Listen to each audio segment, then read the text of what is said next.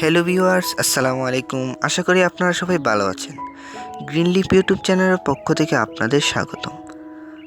আজকের ভিডিওতে আমরা উদ্ভিদের কয়েকটি পুষ্টি উপাদানের কাজ সম্পর্কে জানব। উদ্ভিদের জীবনচক্রে বিভিন্ন পুষ্টি উপাদান বিভিন্ন কাজ করে থাকে।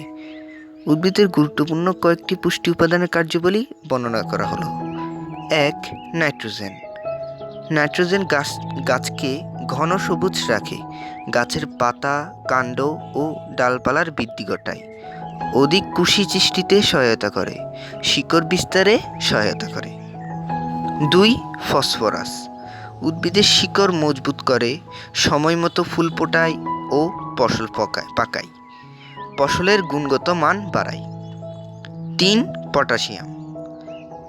পটাশিয়াম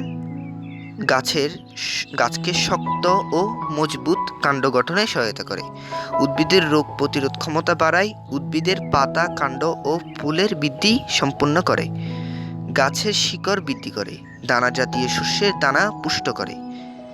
4. ক্যালসিয়াম।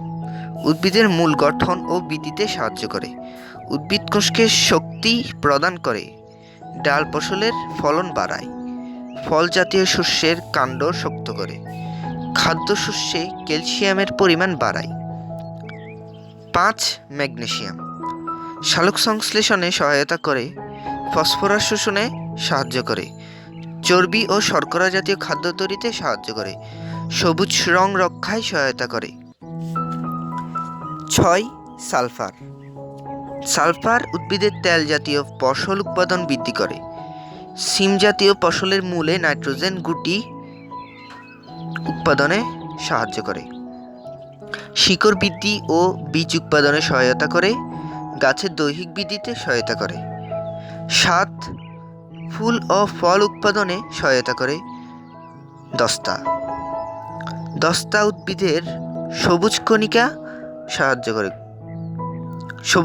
গঠনে সাহায্য করে, দানা ও ফল জাতীয় ফসলের উৎপাদন বাড়ায়, বীজ গঠনে অংশগ্রহণ করে, পেঁয়াজ ও মটর জাতীয় ফসলের উৎপাদন বাড়ায়। 8. লৌহ বা আয়রন। উদ্ভিদের সবুজ কণিকা গঠন করে, আয়রন বীজ উৎপাদনে সহায়তা করে, ফসলের গুণগত মান রক্ষা করে, বাঁধাকপি, শালগম, মূলা ইত্যাদির ফলন বৃদ্ধি করে, শিকড় বৃদ্ধিতে সহায়তা করে।